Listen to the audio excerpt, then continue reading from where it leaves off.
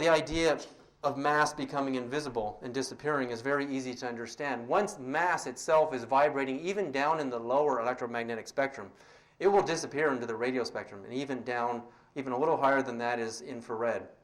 Well, going back to Mexico, let's answer Mexico here, and then I'm going to give you an insight on Roswell before we finish here. 11 UFOs showed up on the infrared cameras. These are forward-looking infrared cameras developed by our military. They're $400,000 if you want to buy one. The forward-looking infrared camera is way beyond normal infrared, way, way beyond it. It actually takes two levels, low-end and high-end, high-frequency infrared, and fuses the two planes together, and the resolution on the camera is, when you actually study the data on it, is really, really incredible.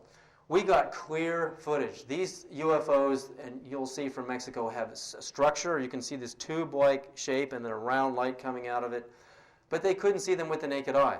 Now, why did 8 of them remain invisible to radar and 3 were visible to radar? All of them invisible to the human eye. Well, they're flying at about, I think it's 18,000 feet roughly. That's where these planes were flying. It's very cold up there, minus 27 degrees.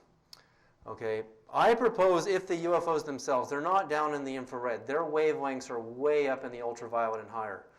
Ultraviolet light, as we all know, our Earth's atmosphere shields us from UV rays because it's hotter. It's more radiative. Hotter temperatures on that light. If a spacecraft is radiating ultraviolet pure waveform energy, and that light bounces against the cold atmosphere, minus 27 degrees. And apparently, according to Hamid-Mison's report, you have a humidity of 70 some odd percent. It's very humid, so there's moisture. That moisture heats up, okay? It gets hot.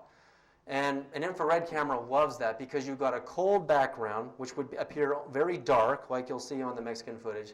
And then you'll see the heat source it's like a beacon. It's a bright contrast against it. Had that footage been shot here in New Mexico when it's 100 degrees outside, your signal-to-noise ratio would be so poor you wouldn't see anything. It's because it's so cold that they got a good signature. But why did 8 not show up on radar and 3 did? That fits in perfectly with the theory I presented here today. If mass, steel, starts to change frequency and it starts to become translucent almost, right? It can go invisible, but it still has a little bit of mass to it. So microwave radiation, which is photons, will bounce off of that very weak low mass and give you a return signal. But once they go translucent, like the disk you saw on the tether, microwaves are light waves. They'll just pass right through them. You don't get a signal. You get nothing. But you get a picture that you can see, just like in the case with the NASA UFOs. You can see these on visual cameras, but you could not see these on radar.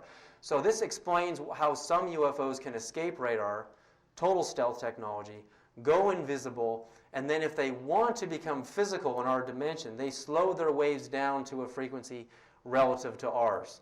Our Earth vibrates at 7 to 8 hertz, according to Tesla and Schumann. I believe the leftover charge on the graviton particle is probably around the same frequency, although its spin rate is much slower. So